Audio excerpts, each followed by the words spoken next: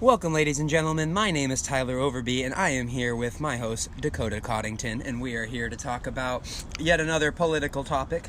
Today, what we decided to talk about is a little bit controversial, but I think it's something that we can all handle. We decided that we wanted to discuss religion's interplay into politics, more just address, kind of in a broad way, all of the ways that people incorporate religious ideals and beliefs into their political thinking. And we're going to address the pros and cons of both, because as I'm sure some of you know, as you can see with all of Dakota's I Love My Church t-shirts that he wears to school all the time, which we know and love, we know that he's very involved with his church. We know that he's very involved with religion, as with his whole family, who I've met all of them. They're very wonderful people. And this idea came out of a conversation that him and I had previously, where I just wanted to voice some of my concerns and some of my questions, because I myself am of faith, but I have found myself questioning it throughout the years and having some pretty good thought processes about it that I think everyone should, it's healthy to think about. Mm-hmm. But what I'd like to start off with, which is my starting opinion for this conversation, is I don't really think, this tends to be more of a conservative thing to happen, I don't really think it's a good idea to transfer over the sayings and teachings of the Bible into everything that gets played into politics. And that can be large and that can be small. So that can be literal, where like with abortion, and how everyone, especially the Catholic Church, is very against it, and that's because it's a very specific, detailed ruling about the way that they're supposed to be. And then there's also, on the other side of the spectrum, there's a lot lighter versions of that, which is just be good to your neighbor, be good people. Ironically, some of the people that live by those ideals tend to do the opposite in terms of our economy and businesses, because they like to screw over other people and take their money. At least that's the way that I've seen it throughout the years. But to get back to my main point, it was more of a question I wanted to ask Dakota, and an argument, in the sense of, is it okay to just blindly follow exactly what is said in the Bible and exactly what is said, when we don't really know everything for sure? We don't know everything for absolute. All we know is that that the disciples are human, and they're human people that years and years ago wrote this book, and all humans have done some great things, and they've done some great horrible things as well. And I'm not trying to make any sort of argument that the Bible isn't real, or religion is fake, or it shouldn't be valued. I think it's one of the most important things in finding empathy and true love in the world and with people in it. But my big thing is, I just don't like how people that are very religious, what they seem to do a lot in politics is they seem to pick and choose what they want to believe and what they want to follow in the Bible. And of course, you look at it from an adolescent standpoint, and then you see not having sex before marriage. That's a big thing that people all break the rules on that all the time, and they think, oh, well, I can still be a good Christian and still do that. And there's plenty of people. I'm not saying that any of those people are bad, and we're all guilty. We've all done our share of things, but you need to be cognizant of the fact that you're still not following that rule. And people seem to pick and choose. And the biggest thing that I want to say, yet again, and then I'll stop for a little bit and let Dakota talk, because I just wanted to get out everything right away, is my biggest thing is the contention about gay marriage in this country is something that I just think, or transgender people, the controversy of the belief in that, adults struggling to comprehend these new things to them. And honestly, I think it's just horrible that there's so much hatred but I understand that with misunderstanding comes doubts and fears, and that makes a lot of sense. But at the same time, that comes from the book of Leviticus, and in the book of Leviticus, they say that a marriage is between a man and a woman. But the thing about that book of Leviticus, which I have taken the time to read, they also have 75 other things, and that's not an exaggeration, and you can look it up, that they tell you not to do. And they're very simple, everyday things that people blatantly disregard all the time. I can think of them, for example, you can't eat certain types of meat, You can't touch unclean animals. You can't, if you fail to testify about doing something that you've done wrong, and you fail to tell anybody about it, then that's considered a sin. You can't eat certain types of fat, like I said. There's just a bunch of other things. You can't tear your clothes. You can't drink alcohol in holy places. You can't... And these are all very simple things, and it's weird. I mean, it's weird that people do that, because that's a very cut and dry example of a section of the Bible where things are disregarded. But it seems that that's a lot of how racism and hatred is started and stirred in our country, is from people picking and choosing those good morals from the Bible, because they believe that if they're following some of them, they're following all of them, and it makes them a wholly good person. And that's why all of those wholly good Southern folk in the South in the early 50s and 60s were so hateful towards our African American brothers, was because they believed that they were doing God's righteous work and that they were the holy good people. And it was through something that God would have never have ever wanted, to have any sort of hatred towards his children, in my opinion, which I always thought was the big contradiction with religious people anyway, with spreading love by enforcing hate. You got to make everyone feel loved and included, and that's what was always the number one thing in the Bible, was love thy neighbor. And yet homosexuals, transgender, any member of the LGBT community, as well as still in this day African Americans and Hispanic, Asian, Native American folk, a lot of people in groups are still receiving all sorts of hatred and disrespect in the belief that these people are less than us, and that is not what was said in the Bible. And I don't know how all of these conservative politicians got that mixed up, especially, and that's less about nowadays, more especially in the early like the 60s and the 50s and in the 100 years before in America, that all that time was just horrific, and there was blood drawn, there was lines crossed, and it was never supposed to be the way that it turned out. But these people thought that they were doing what was right, and you can see that leads to some horrible things, and that's why I think it's bad. I believe in a separation between church and state. I don't think that privately funded things like schools should get any sort of federal government money, unless it's for things that are applied to all the other schools. I think that it needs to be non-secular. It needs to have the scrutiny of being, separated, because there's a fine line. Like recently, to talk in more recent news, there was a talk of there having an open casket honoring of a reverend in the White House for the first time, and Paul Ryan talked about it, and Donald Trump talked about it, saying he was a respectful man. And there are a lot of people that don't think so. And whether or not you believe that this man was good or deserves the honoring, it is something to say of, well, should this reverend be showcased in the Capitol and be honored in a situation where we are a nation filled of different religions? And I'm not saying that being a good person while being a faith isn't something that is worth recognizing. It's just kind of a fine line, because the allegiances are definitely there of being like, oh, well, this man was a great Catholic man and he did all of these great things, and it's really just kind of contentious. And so to wrap all that up, I just say in general, it's something to be wary of. But that's why I turn it over to my partner Dakota, because I'd love for him to maybe address some separate points that might cover the topic a little bit better. So what I'm hearing is, you don't think, I just want to clarify, you don't think we should have any religious entanglements? Yeah, entanglements between the government and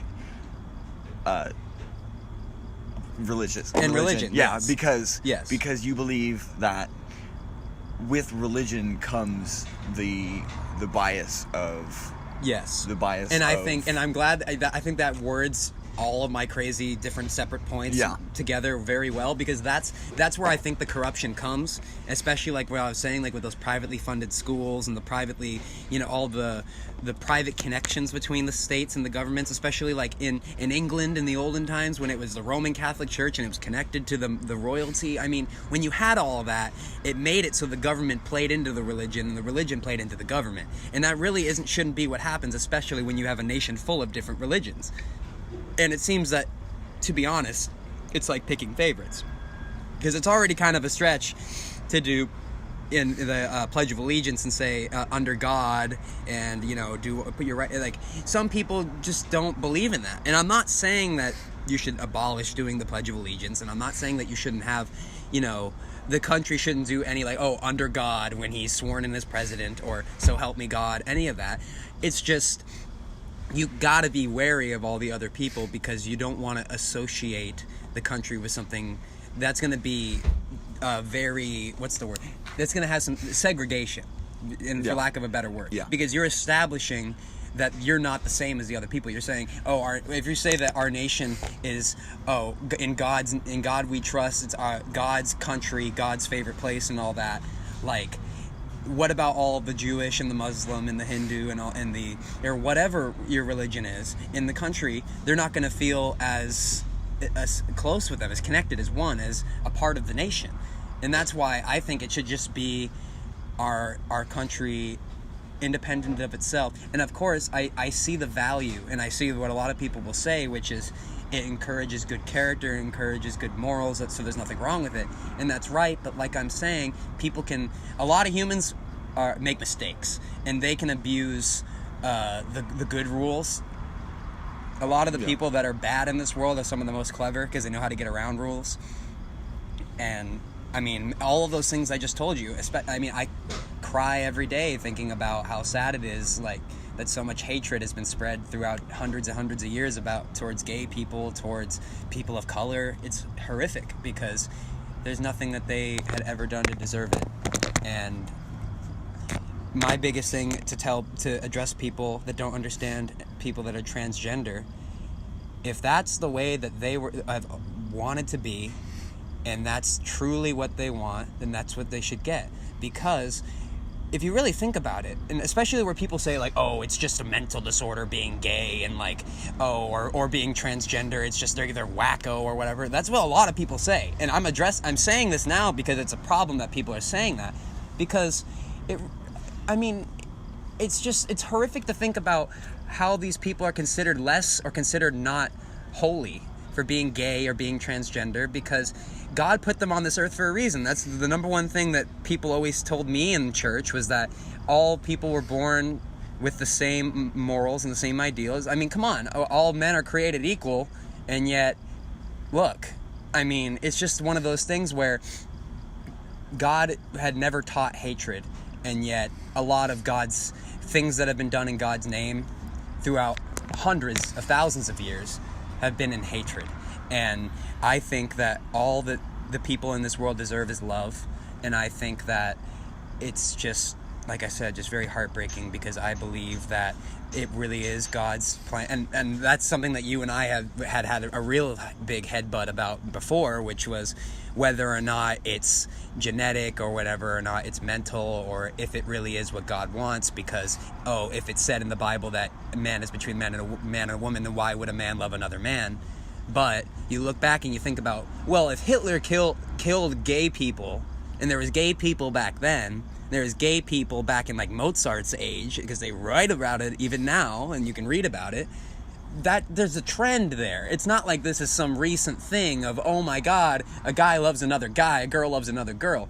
And it's so unanimous without any sort of interaction. It's not like it was just like this thing that just came out of nowhere. People have had it, and there's so many people throughout all the years that have shared their experiences of hiding it and feeling ashamed. And now that we're in a world that's more connected than ever because of social media, because of all the great connections that we can have in this world now because of technology, people have a community across the world. They don't even have to have any friends that are gay in their school or in their town, because they have people in California when they're in Michigan or whatever. And it's great, because now you can really see just how many people are a part of this. I think that the LGBT community is growing more and more every day, not in the sense of people becoming gay or anything, but in the sense of people finally having that confidence to tell people to identify as a member of the LGBT community. Because back in the the 70s, people like Freddie Mercury were getting married when they were gay just so they could hold up the facade that they weren't. That's what happened. And I don't know. I just think that all of these people, they come from a place of love, and they come from a place of sincerity. And so when people say, I don't want, I've heard people talk about in the transgender bathroom thing, oh, it doesn't belong in my bathroom with my daughter because they think that they're going to rape somebody. Like, they're just way thinking this over their head. Do you really think that someone would go through that much effort to molest somebody, go under a sexual change of their actual physical body? I just think that that's horrific and sad that people would assume that out of a person that comes out publicly and says that this is really what I believe. I believe I'm a woman when they're a man, and I believe, or the other way around. And it's just heartbreaking. And I know I've been going on, and I really want to know your side because I kind of feel like I'm drilling you down, and I want to hear what you have to say about it. So, on that topic, so in reality, you're saying, like, people hate, people discriminate, and that kind of stuff, and you're saying that's not what God intended. Yeah. Right. And you are absolutely 100% correct there.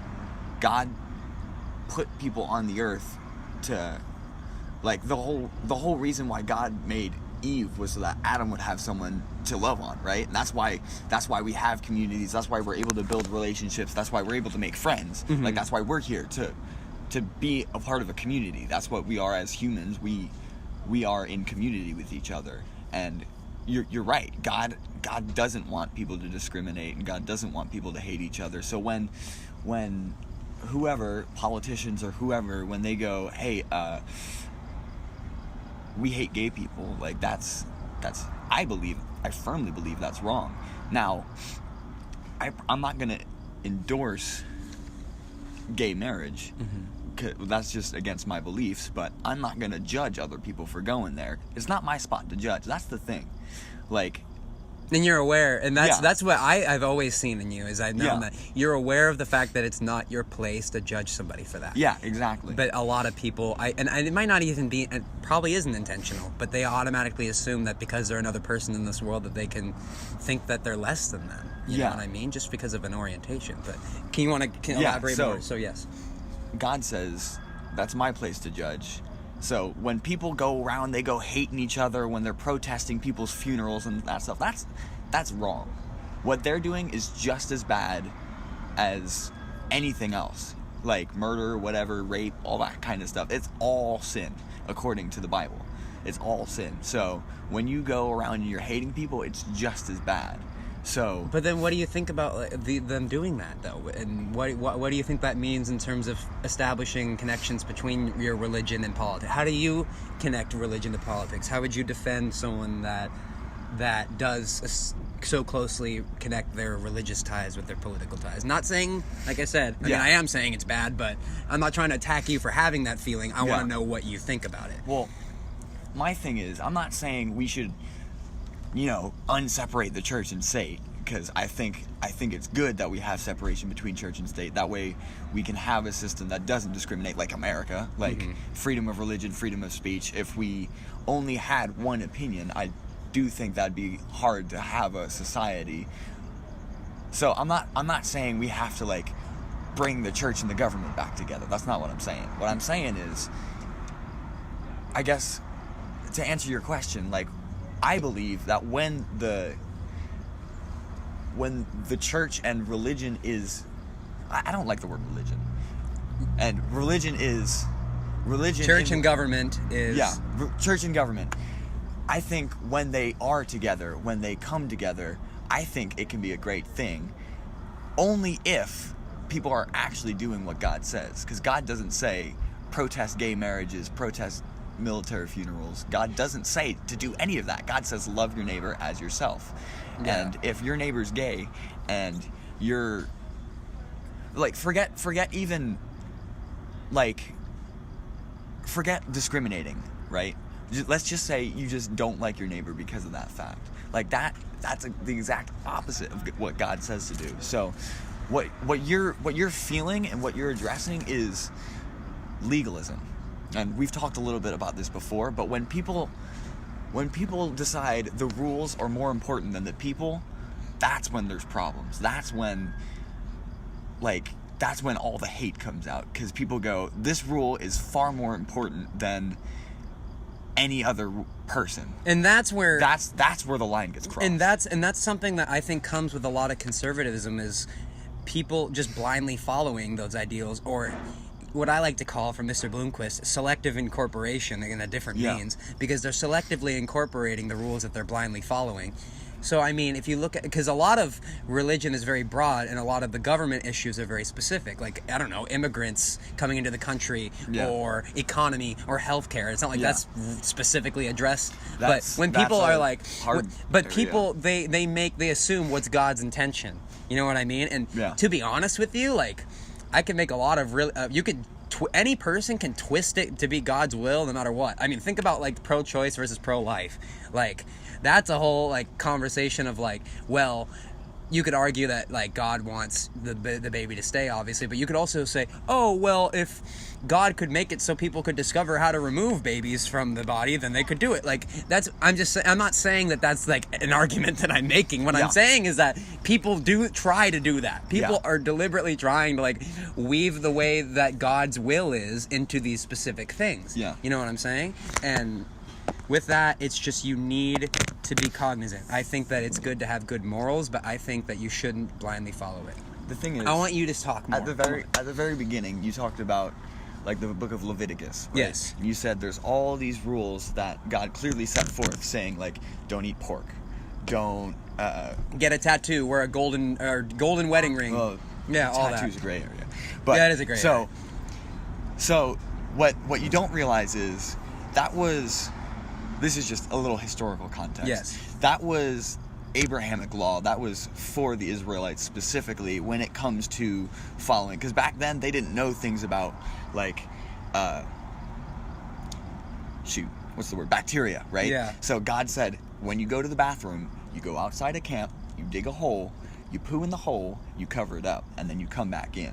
Because back then, they didn't know, like, that you can just sleep. You can't sleep in your own feces. Exactly. They didn't know that kind of stuff. So a lot of those kind of rules are set in a different time than this. It's set in a different time, and they're set for people that don't understand. Now, I'm not saying, like, well, they're set for our good, right? Yeah. That being said,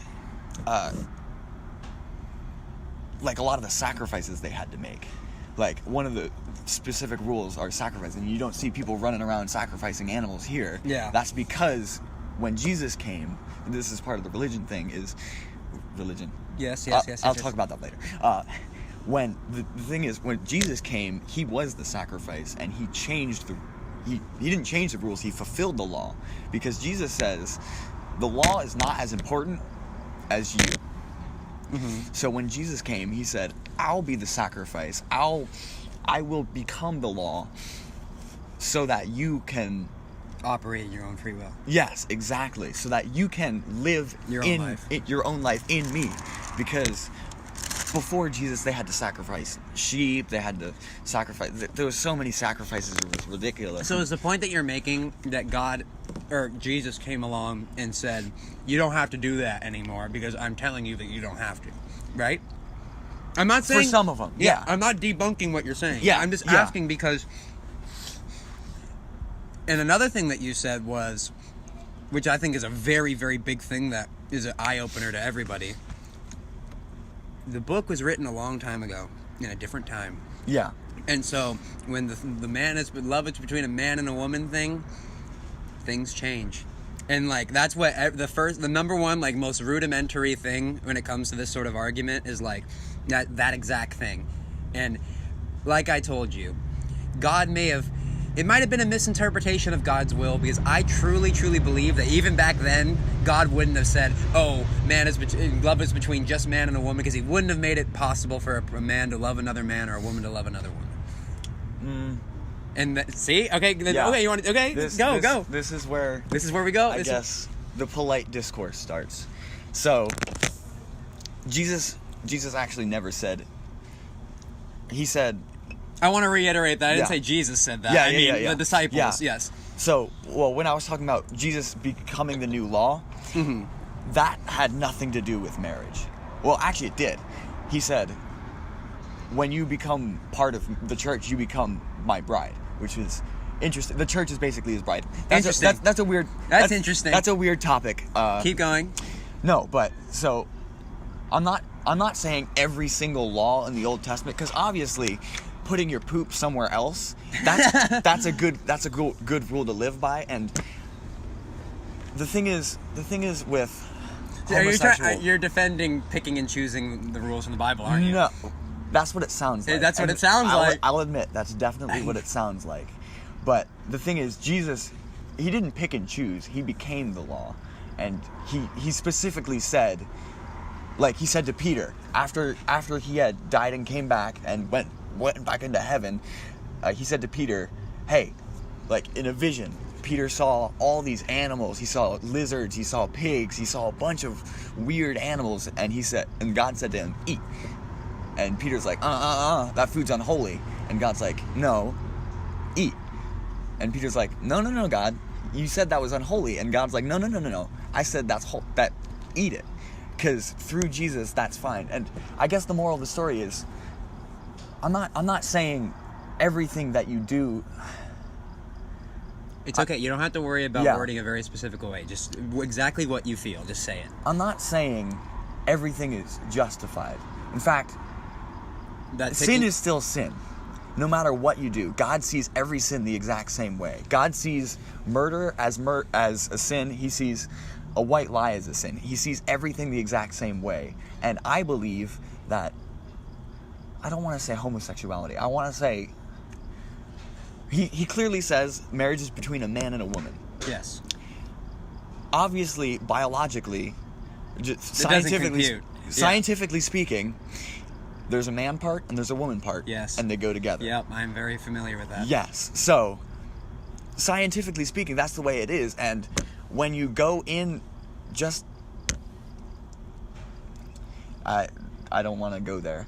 Come on, do it. Say it. The thing is, like, when you try to subvert those rules, you introduce things that were not designed to be that way. In the same way there you go. Yeah. You just hit the home run. That's the one. I'm not. The thing is, come on. I'm not hating on anybody. I truly love gay people. I truly love transgender people. I truly love the LGBTQ community. But I personally don't believe that that's a good thing. A good thing. That's not my spot to judge, though. But at the end of the day, I'm glad, because this is revealing some truth. At the end of the day, you still don't feel like it's something you agree with. And that is where, not in you, but in other people. I know it's never going to happen in you, but in other people that are not as kind and caring as you, that's where the hatred is brewed. Yeah. That's where it comes from, is being like, oh, well, I still don't understand. I still don't like. It's whatever. But like, there's those people that say, oh, well, and you hear it a lot in like the videos of people coming out as trans or whatever. They say, I don't understand it, but I love you, so I'm gonna love you unconditionally, and I'm going to support you 100%. Yeah. And that's that is what God intended, and that's what God, like when you say that the changing the rules and understanding new things is with love and acceptance, not with insecurity and fear. Exactly. I'm glad you could say that, because, this is something I've been thinking about, because I hate sin. Oh, voice crack. It's okay. I hate sin, but I love people. And what God says is, he says, love people.